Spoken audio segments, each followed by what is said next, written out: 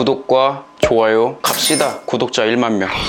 안녕하십니까, 1인 크리에이터 햄리슈입니다. 오늘은 저번 시간에 이어서 이제 리액트 서버 쪽, 클라이언트 서버라고도 하죠, 이쪽에서 다시 한번 이제 진행을 해볼 텐데요. 물론 서버 쪽도 다시 볼 겁니다, 노드.js 쪽. 하지만 이제 저희가 강의가 2개 정도 이제 텀이 있어가지고 앞에 있는 내용들이 기억이 안 나실 수도 있을 것 같아서 대략적으로 한번 또 훑어드리고 서버 쪽 넘어가서 어떻게 처리를 했는지 말씀을 드려보도록 하겠습니다. 일단은 그 로그인 폼이라는 JS 파일에서 저희가 기능을 구현을 했었고요. 회원가입과 로그인이 담겨 있는 페이지라고 생각을 하시면 됩니다. 그래서 저번에도 잠깐 말씀드렸지만 리턴 해가지고 렌더링 할 부분들을 이렇게 쭉 해가지고 그려주고요. 그려준 거는 리액트 부트스트랩으로 그려줬다라고 생각을 하시면 될 것 같고, 물론 일반적인 HTML 소스도 중간중간 껴있을 수도 있습니다. 하지만 지금 쫙 훑어봤는데 HTML, 순수한 HTML로 되어 있는 소스는 없기 때문에 거의 리액트 부트스트랩으로 이루어져 있다고 생각하시면 되고요. 한번 훑어보자면 폼이라는 컴포넌트를 리액트 부트스트랩에서 가져다가 써서 이렇게 쭉 구성을 했다라고 보시면 되고요. 화면을 잠깐 보여드리자면 이러한 화면이 되는 거거든요. 그래서 그려주는 부분이 이 부분이고, 기능을 넣는 부분이나 이제 CSS 스타일을 입힌 부분은 이렇게 스타일 해가지고 저희가 따로 변수로 이런 식으로 선언을 했는데, 부가적으로 조금 더 말씀을 드리자면 이렇게 스타일을 주는 방법이 이렇게 마진 해가지고 50 이런 식으로 돼 있잖아요. 이게 일반적인 CSS랑 조금 문법이 다르거든요. 왜냐면 CSS 같은 경우에는 이런 식으로 대문자가 중간에 들어가거나 이러지 않습니다. 그래서 약간 키 값이라고 해야 될까요? 아무튼 속성 값이 중간에 대문자가 들어가는 카멜 표기법으로 바뀌었다라고 생각하시면 되고요. 카멜 표기법은 또 뭐냐 이렇게 말씀하시면 낙타하잖아요, 카멜이. 그래서 이런 식으로 약간 등에 굴곡이 있는 것처럼 중간에 단어마다 이런 식으로 대문자를 찔러 넣어서 이 낙타 등처럼 보이게 하는 표기법이라고 생각하시면 됩니다. 그래서 리액트에서는 스타일을 먹이고 싶을 때 이런 식으로 카멜 표기법으로 되어 있는 속성을 통해서 이렇게 스타일을 줄 수 있다라고 생각을 하시면 됩니다. 그래서 폼 스타일도 있고 버튼 스타일도 있고 이런 식으로 마진 값을 먹인 것을 볼 수가 있고요. 그리고 컨트롤 아이디 이런 것들이 있는데, 이거는 크게 염두를 하실 필요는 없고 아이디가 중복만 안 되면 되는 것 같아요. 이건 그대로 가져다 쓴 거거든요. 제가 리액트 부트스트랩 컴포넌트들 가져다 그대로 쓴 거기 때문에 아이디 값이나 이런 거는 되도록이면 중복이 안 되는 게 좋으니까 제가 수정을 해 놓은 거고요. 그래서 다른 분들도 가져다 쓸 때 뭔가 중복되거나 내가 지금 사용하는 거랑 좀 괴리감 있는 키워드로 되어 있다라고 하면 변경을 해서 사용을 해주시면 될 것 같습니다. 그리고 폼 컨트롤 해가지고 이렇게 타입, 이메일 타입으로 어떻게 보면 인풋 태그를 만들어줬다라고 볼 수 있고, 그리고 ref는 저번에 말씀드렸다시피 ID 값을 부여한다라고 생각하시면 되고요. 이거는 그냥 외우는 게 좋을 것 같아요. 그냥 해석을 한다기보다는 화살표 함수를 통해서 이 디스, 이 클래스, 이 컴포넌트 클래스 있잖아요. 이 클래스에 조인 이메일이라는 별명을 가진 놈을 내가 레퍼런스에서 ID 값으로 주겠다, 약간 이런 느낌으로 받아들이시면 될 것 같습니다. 플레이스 홀더는 글자를 아무것도 입력 안 했을 때 이렇게 보이는 부분 있잖아요. 이 부분이 플레이스 홀더라고 합니다. 네. 그리고 클래스 네임 해가지고 이런 식으로 뭔가 준 것도 있는데, 원래는 이제 클래스 네임을 써서 이제 스타일을 먹이는 건 좋은 건 아니지만 리액트 부트스트랩에서 이렇게 되어 있었던 걸 그대로 긁어온 거기 때문에 이 정도까지는 허용을 해줘야죠. 일반적으로 리액트에서는 이런 식으로 스타일을 먹이는 게 가장 일반적이고 좀 렌더링 속도를 빠르게 하는데도 아마 도움이 되는 걸로 알고 있어서 이 방법으로 주로 하시는 것을 추천을 드립니다. CSS를 먹이거나 이런 식으로 클래스 네임 해가지고 먹이는 건 그렇게 좋은 방법은 아니라고 알고 있어요. 네. 그리고 이제 텍스트라든지 라벨 이런 것들도 있고, 조인 네임도 이렇게 레퍼런스에서 ID 값을 부여하고요. 조인 패스워드도 마찬가지고, 그리고 버튼을 클릭을 했을 때 dis.join이라는, 어떻게 보면 이 중괄호 안에 쌓여 있는 것은 자바스크립트 문법이라고 생각하시면 되는데, 클래스 안에 있는 join이라는 함수를 클릭할 때마다 호출을 하겠다라고 생각하시면 되고, 그래서 위에 보면은 join이라는 녀석이 이런 식으로 화살표 함수로 펑션이 선언이 되어 있다는 것을 볼 수가 있고요. 리액트에서는 그래서 이렇게 펑션을 선언하는 방법이 조금 다르다라고 생각하실 수 있고, 다만 이제 조금 구분을 하셔야 될 게 뭐냐면, 이 렌더 안에서는 그냥 일반적인 자바스크립트 문법을 쓰시면 되는데, 이 렌더 바깥쪽에서는 이러한 화살표 함수라든지 이런 리액트 문법을 어느 정도는 따라줘야 된다라고 생각하시면 될 것 같습니다. 어차피 리액트도 자바스크립트로 되어 있는 거라서 비슷하기는 한데 이런 식으로 함수를 뭔가 적용하거나 했을 때는 좀 다르다라고 생각하시면 될 것 같아요. 네.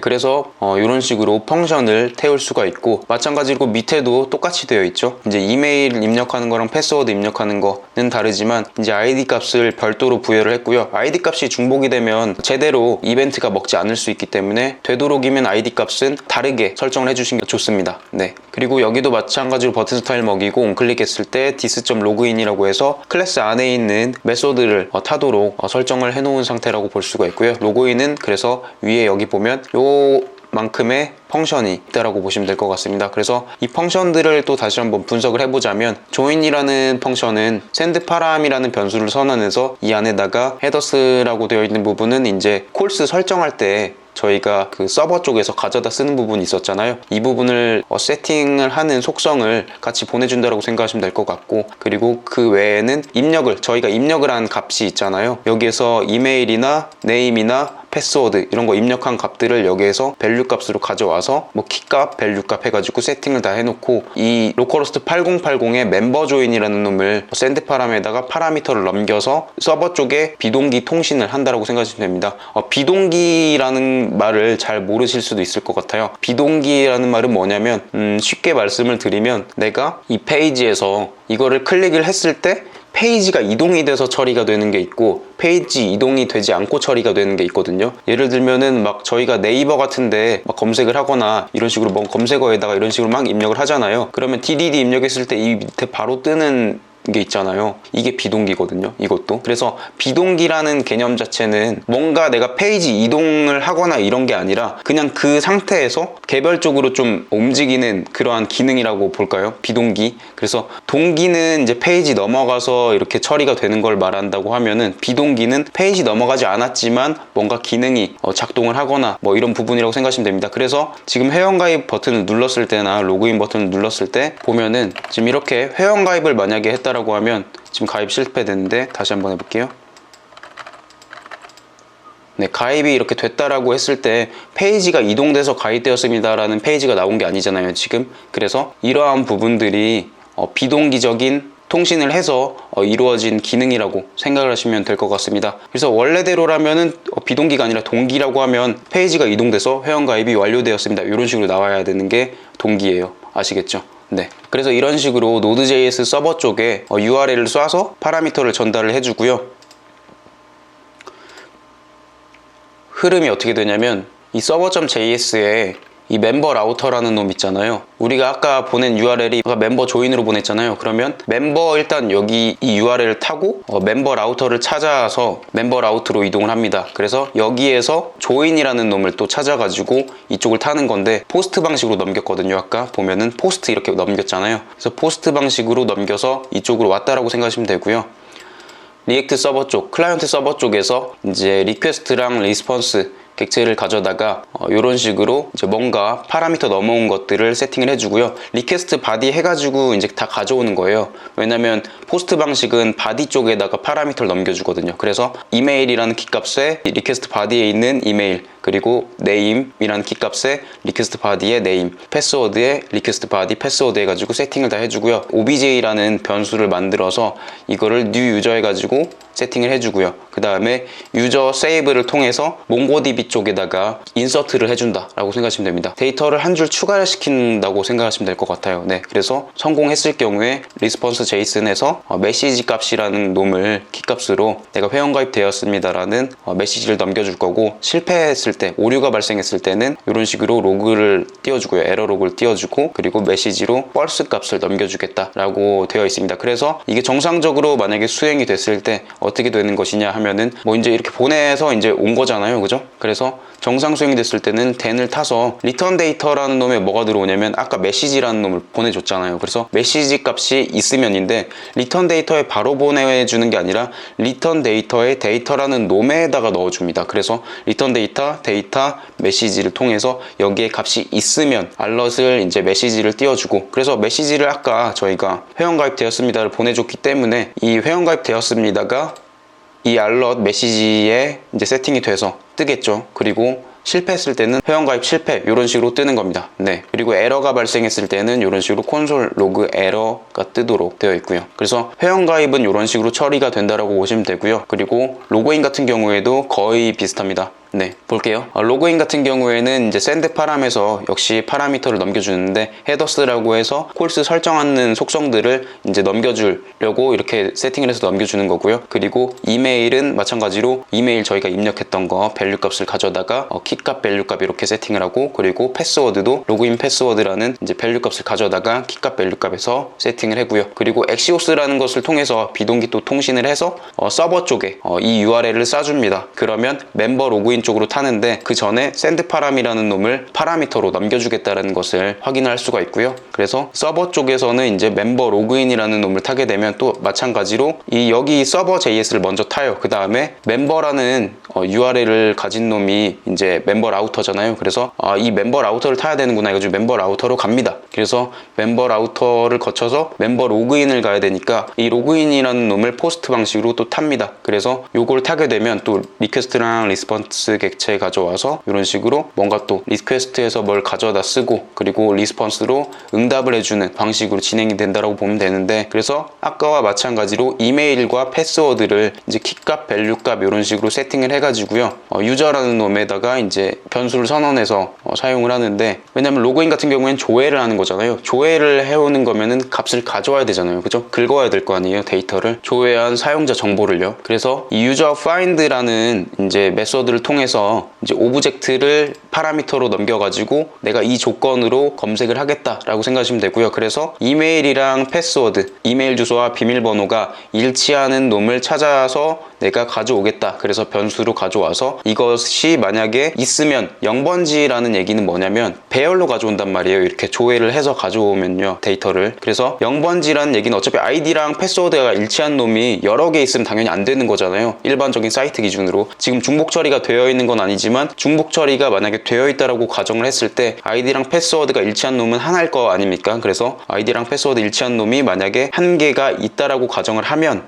이제 로그인이 성공 처리가 되는 거고, 만약에 그렇지 않다라고 하면 실패 처리가 된다라고 보시면 되고, 그래서 성공했을 때 로그인 되었습니다라는 메시지를 리턴해주기 위해서 이렇게 키값, 밸류 값으로 세팅을 해주고요. 그리고 아이디 값이 만약에 필요하다라고 하면 언더바 아이디 값도 가져다가 이렇게 넘겨줄 수 있다라고 생각을 하시면 될 것 같습니다. 이 아이디 값을 넘겨주는 이유는 뭐냐면 로그인할 때 저희가 이 리액트 서버 쪽에서 쿠키를 세팅을 해요. 그래서 이 아이디 값으로 쿠키를 세팅을 하려다 보니까 언더바 아이디 값이 필요해서 넘겨준 겁니다. 그래서 별도로 만약에 쿠키로 뭔가 세팅을 하거나 이럴 작업이 필요가 없으면 따로 넘겨줄 필요는 없겠죠. 네. 그래서 밑에는 이제 실패했을 때 메시지 펄스를 넘겨준다는 것을 확인할 수가 있고요. 그리고 그 외에도 트라이 캐치 해가지고 불필요하게 뭔가 오류가 발생했다라든지 하면은 에러 로그를 띄워주고 메시지를 펄스로 넘겨준다는 것을 확인할 수가 있습니다. 여기 같은 경우에는 else 문이 한 번 더 들어가 있는 이유는, 그러니까 유저 이제 데이터를 아이디랑 패스워드로 찾아가지고 가져오는데 그게 없을 수도 있잖아요. 아이디랑 패스워드가 일치하지 않아서. 그럴 경우에 이제 넘겨주는 건데, 여기에다가 메시지를 따로 세팅을 해도 되겠죠.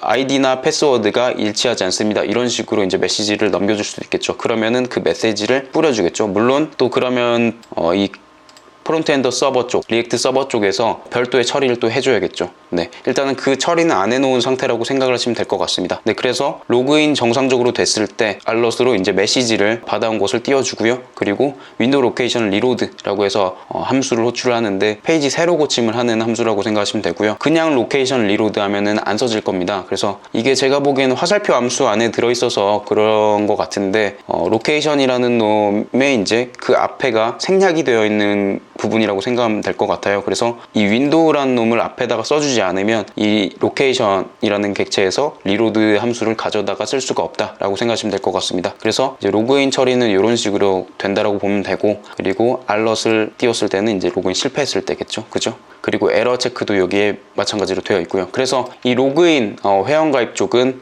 이렇게 정리를 해드릴 수가 있을 것 같습니다. 그래서 지금 추가적으로 또 보면은 이 로그인이 되었을 때 페이지 이동 처리를 해야 되는데, 지금 새로 고침을 하면 어떻게 될까를 아마 생각하실 텐데, 어떻게 되냐면 어차피 저희가 쿠키로 이제 로그인 처리를 하는 거기 때문에 쿠키 값으로 뭔가 비교해서 쿠키가 있으면 이 페이지 띄워주고 쿠키가 없으면 이 페이지 띄워주고 해야 되는 거거든요. 그래서 지금 바디 쪽에 보면 바디가 어떻게 보면 로그인 폼의 부모라고 볼 수도 있거든요. 그래서 이 안에 이제 소스를 보면 클래스 마찬가지로 컴포넌트로 생성을 했고 렌더라고 해가지고 이렇게 안에다가 소스를 쭉 적어놨는데 펑션이라는 거를 하나 탑니다. 여기에서 이 렌더 안에는 자바스크립트 문법을 타기 때문에 펑션을 이런 식으로 선언을 하면 돼요. 아까 봤을 때는 렌더 위에 있는 놈은 화살표 함수로 선언을 해줬는데 여기에는 그냥 펑션으로 썼죠. 그래서 get result form이라는 펑션을 만들어서 쿠키 값을 한번 찍어줬었습니다. 물론 이제 이거는 완성된 프로젝트에서는 로그를 안 찍어주는 게 좋은데 아이디 값이 있는지 확인하기 위해서 로그를 한번 찍어줬고요. 그리고 쿠키에 로그인 언더바 아이디라는 놈의 쿠키의 키 값으로 밸류 값을 불러왔는데 값이 있으면 이제 result form이라는 변수에다가 이 라우트 해가지고 이런 식으로 딱 넣었는데 이게 뭐냐면은 이거 라우터 쪽인데 지금은 자세하게 설명드리지 않았기 때문에 대략적으로만 이해를 하시면 되고요. 그래서 보드폼이라는 놈을 호출을 하겠다. 보드폼이라는 놈이 뭐냐면 글쓰기 목록 리스트가 나오는 화면을 말해요. 그래서 쿠키 값이 있으면